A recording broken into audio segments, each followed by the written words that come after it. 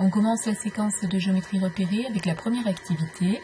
On vous dit dans un repère que l'on considère les points A, B, C, D dont on vous donne les coordonnées et le point M qui n'est pas placé, on peut le placer à son tour, de coordonnées -3, 3,5. On vous demande si les points C, D et M sont alignés.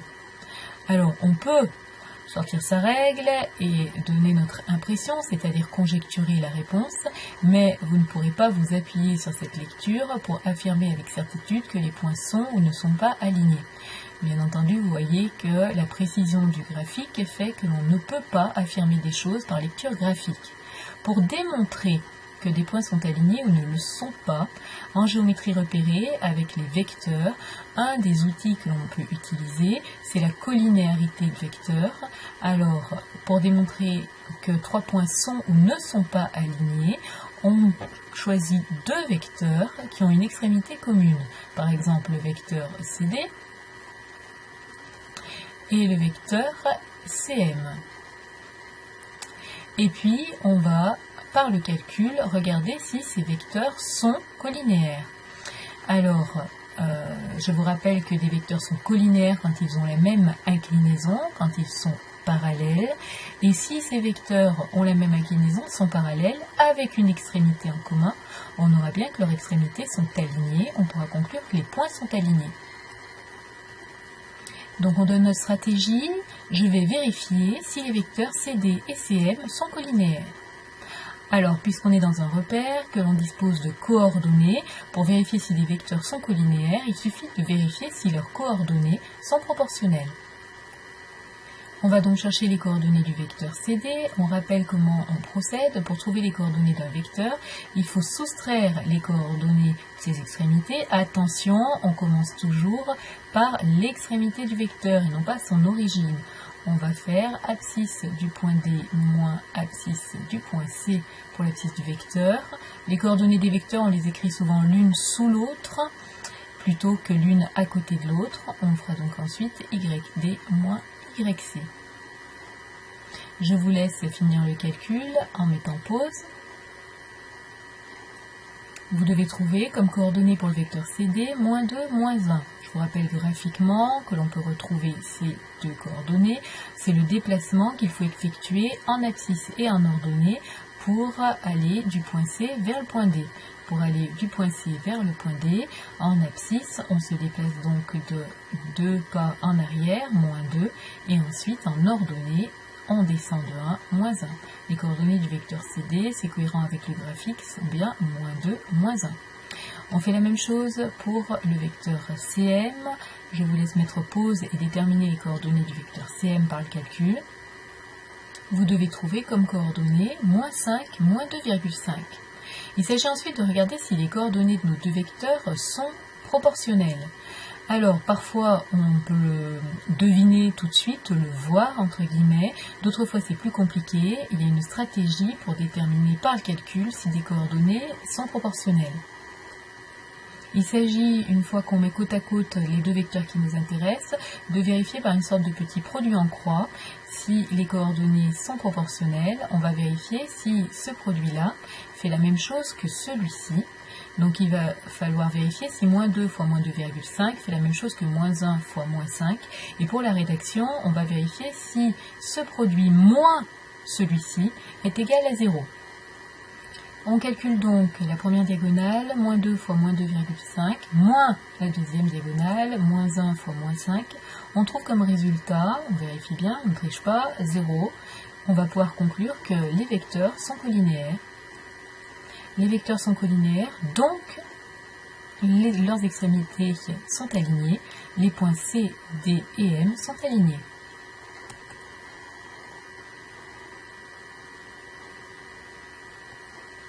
On passe ensuite à une notion nouvelle, celle de vecteur directeur d'une droite. On vous dit qu'un vecteur directeur, c'est un vecteur non nul, c'est-à-dire un vecteur qui n'est pas réduit à un point, ayant la même direction que la droite en question.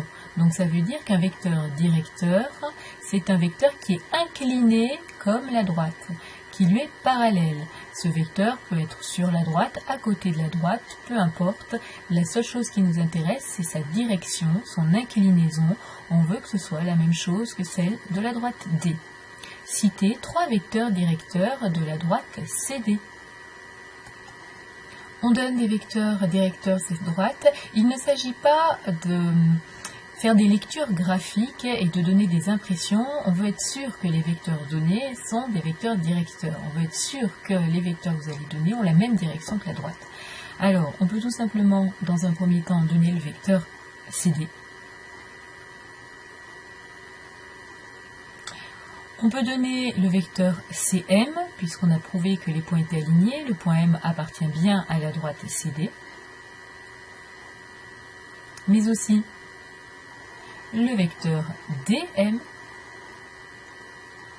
Et si je continue, en bonus, on va avoir le vecteur DC, qui est aussi un vecteur directeur de la droite, le vecteur MD, le vecteur MC.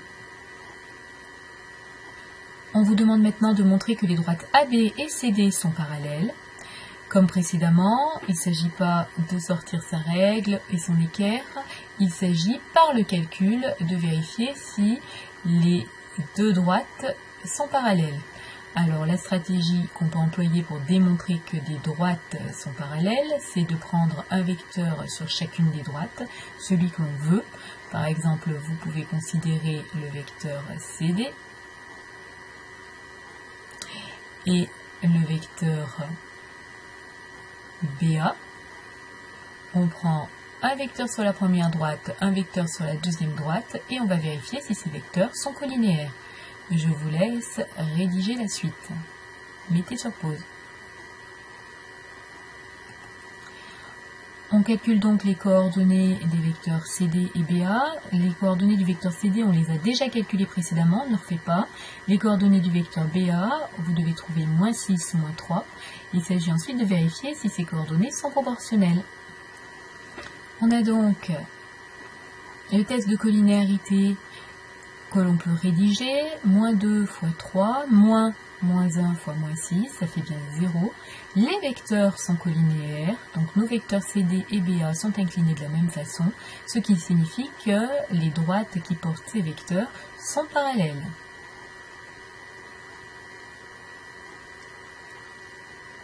Citez 4 vecteurs directeurs de la droite AB.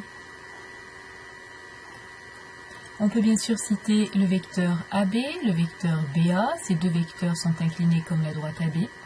Et puisqu'on vient de démontrer que la droite AB était parallèle à la droite CD, on peut également donner des vecteurs à partir de ces points. Le vecteur W de coordonnées 3, 1 est-il un vecteur directeur de la droite CD? Alors, pour guider l'intuition, on peut déjà peut-être représenter ce vecteur. Alors, je vous rappelle qu'un vecteur, quand on a ses coordonnées, on peut le placer où l'on veut dans le repère. Donc, le vecteur W a comme coordonnée 3, 1. Admettons que je prenne son origine ici.